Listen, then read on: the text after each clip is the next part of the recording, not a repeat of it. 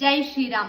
பிறந்தவன் எவனுக்கும் மரணம் நிச்சயம், மரணமடைந்தவன் மீண்டும் பிறப்பது நிச்சயம்.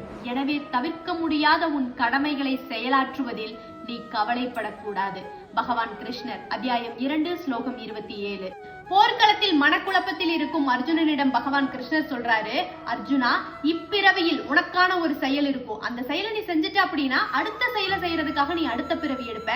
இங்க பிறப்பும் இறப்பும் அடுத்தடுத்து நடக்கக்கூடிய ஒரு செயல், இதை யாராலும் தவிர்க்க முடியாது. அதற்காக போர் வன்முறை சரி அப்படின்னு நான் சொல்லல. சில சமயங்களில் சட்டம் ஒழுங்கை சரி செய்வதற்காக போரும் வன்முறையும் மனித குலத்தில் தவிர்க்க முடியாத ஒன்று அப்படின்னு கிருஷ்ணர் சொல்றார். மேலும் அர்ஜுனா, இப்போர்க்களத்துல உன்னோட உறவினர்களுக்காகத்தான் நீ கலந்துக்க மாட்டேங்கிற. இப்போர்ல நீ கலந்துக்கல அப்படின்னாலும் உன்னோட உறவினர்களின் மரணம் நிகழ்ந்தால் அதை உன்னால் தடுக்க முடியாது அப்படிங்கறதையும் சொல்றாரு. மேலும் உனக்கான ஒரு செயல் இருக்கும். நீ ஒரு சத்திரியன், சத்திரியனின் வேலை போர் புரிவது. அதை நீ சரியாக செய்தால் மட்டுமே இப்பிறவியில் நீ சிறந்த மனிதனாக இருக்க முடியும் அப்படிங்கறதையும் சொல்றாருங்க.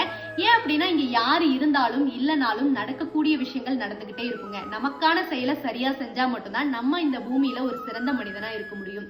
ஜெய் ஸ்ரீராம்.